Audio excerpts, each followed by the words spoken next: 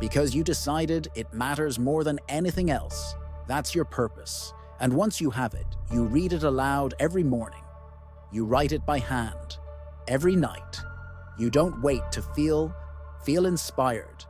You rehearse it until it replaces every other thought. This is the foundation of all confidence, to wake up and know where you're going. You don't compare. You don't scroll. You don't flinch, because your steps are already assigned.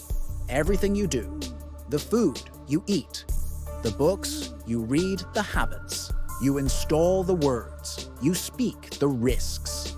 You take, it all bends toward one thing, your definite purpose. And that gives you spiritual immunity against distraction.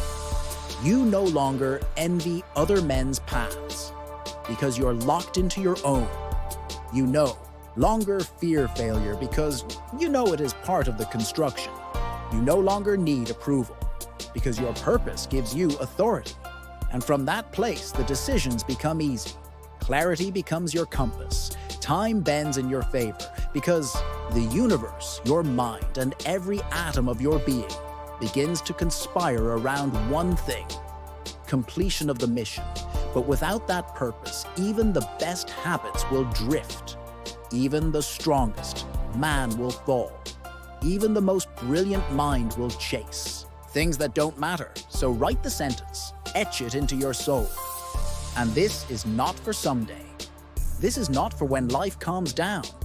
This is the day you stop living like a leaf in the wind and start moving like a builder with orders from within.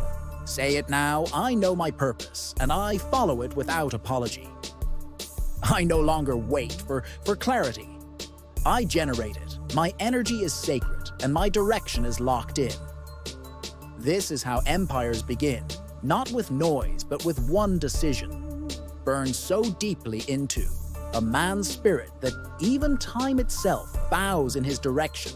And if you haven't made that decision, yet make it now, because the clock is still running, but your focus hasn't been. And you've got work to do. You've got power to build, and none of it will happen without purpose. Faith is not something you wait for. It is not a gift that descends from the sky. It is not the result of hope or circumstance. Faith is something you build. It is constructed the same way a building is constructed. Brick by brick, act by act, thought by thought, until you stand in the middle of something so strong, so stable that even your doubts must bow. Before it, let me tell you a truth. Most men will never understand. Faith is not emotion, it is repetition. It is the byproduct of consistent, disciplined belief, spoken aloud, written down, acted upon, until your subconscious accepts it as fact. You don't find faith. You forge it, you train it, you rehearse it until it no longer requires evidence because it becomes the evidence. And here's the key. The mind doesn't believe what is true. It believes what is repeated. That is why so many men believe in failure. Because they've rehearsed it, they've spoken doubt daily. They've imagined disaster over and over. They've aligned their actions with fear and then wondered why faith hasn't arrived. Let me be clear. You cannot rehearse weakness and expect strength to show up. You cannot marinate in hesitation and expect certainty to grow. Faith, like muscle, is earned through resistance. It is built by applying pressure to your comfort. And every time you follow through, especially when it's hard, you earn more of it. That is why autosuggestion is not a game. It is the gateway. It is the act of deliberately feeding the mind, the identity you have chosen. Not the one you were given, not the one they labeled you with, the one you designed. That's why I don't tell you to casually watch a video and hope it changes you. I tell you to repeat it, to study it, to speak it back, because when you do, when you make those words louder than the doubt, something extraordinary happens. You start to believe yourself. That is the root of all personal power. To know that when you speak, your subconscious listens. So, you begin each day with command, not confusion. You wake up and speak the script of the man you are becoming. not just because it sounds good, but because you know it is writing new grooves in your mind, and those grooves will become the path. Your feet walk. Thomas Edison did not succeed because he felt inspired. He succeeded because his faith in the outcome was greater than any single failure. 10.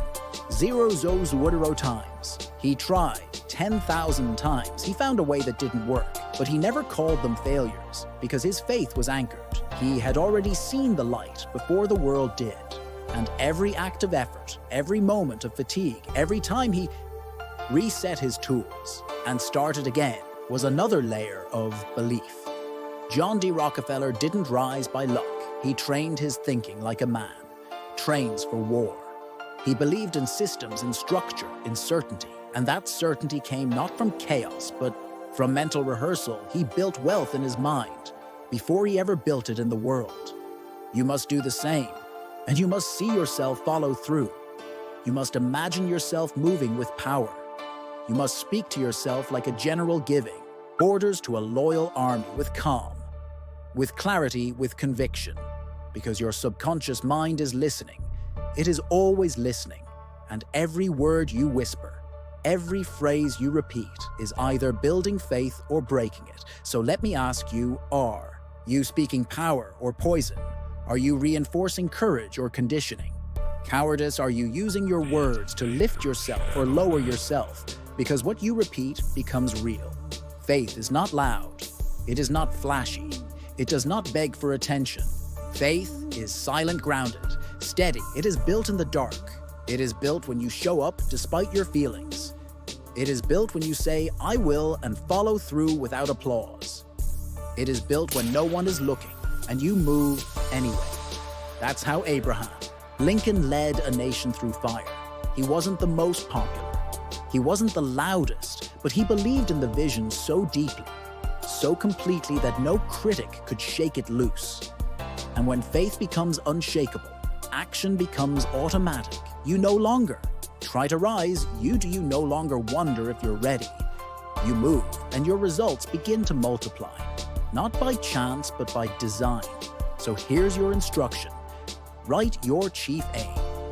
Read it aloud every morning and every night, and with emotion, with fire. Visualize the outcome, and not once, but daily speak your identity, not as a wish, but as a fact. I am focused. I am disciplined. I act with purpose. I do not flinch. This is not theory. This is practice. And when you practice it long, enough, the man you used to be, the man of doubt, of fear, of hesitation, he fades into dust. And the man of faith rises not someday today. There comes a moment in every man's life where he must make a decision, so final, so absolute that there is no path left to retreat. That moment is not about emotion. It's not about confidence. It's about commitment burning.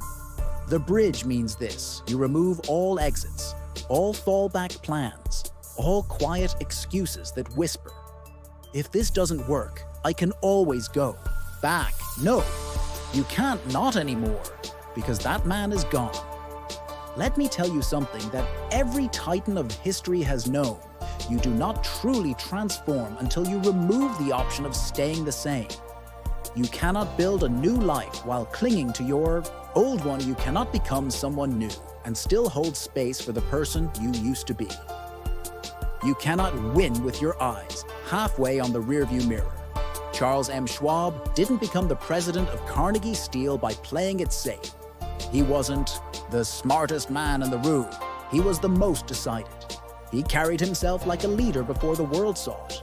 He aligned his speech, his tone, his energy with his desired position.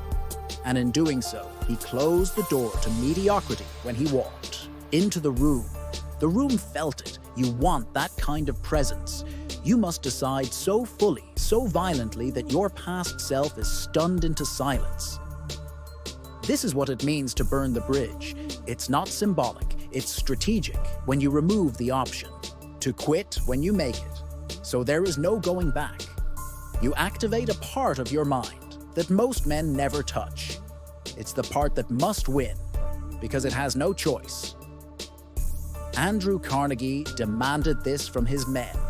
He didn't want those who were interested. In success, he wanted men with one obsession, men who burned the bridge to every other pursuit. He understood this truth. A divided mind is a defeat-ed mind. And so must you. You cannot serve two identities, the man you've been and the man you are becoming. One of them has to die. That means you must remove everything that gives the old you oxygen, every distraction, every excuse, every person who keeps you small. You say you want to rise good. Then it's time to remove the staircase back down. You say you want to become unrecognizable. Then stop keeping souvenirs from your past self. That means you delete the contacts that drain your focus. You clear your space of things that reinforce the old habits. You stop visiting the mental corners where doubt still lives. You destroy the comfort you used to retreat to. Because comfort is a liar. It says you're fine where you are, but greatness never lives there. Greatness begins the moment you close the back door and walk forward with fire. That's what Henry Ford did when he bet everything on the assembly line. He didn't ask for permission. He didn't try to convince the skeptics. He decided. And in that decision, he removed failure as an option. People laughed. He didn't, because a man who has burned the bridge does not have time to entertain doubt. He is too busy executing. Now listen to me carefully. You will be tempted more than once to look back. You will think about how easy it was to be lazy, to scroll, to sleep in, to live without pressure, and that voice will sound reasonable. It will offer balance. It will tell you it's okay. Just this once. That voice is the final ghost of the old identity. Kill it. Do not entertain it. Do not respond to it. Do not explain yourself to it. Replace it every time it whispers. You speak louder. I said 90, not 9. I act from decision.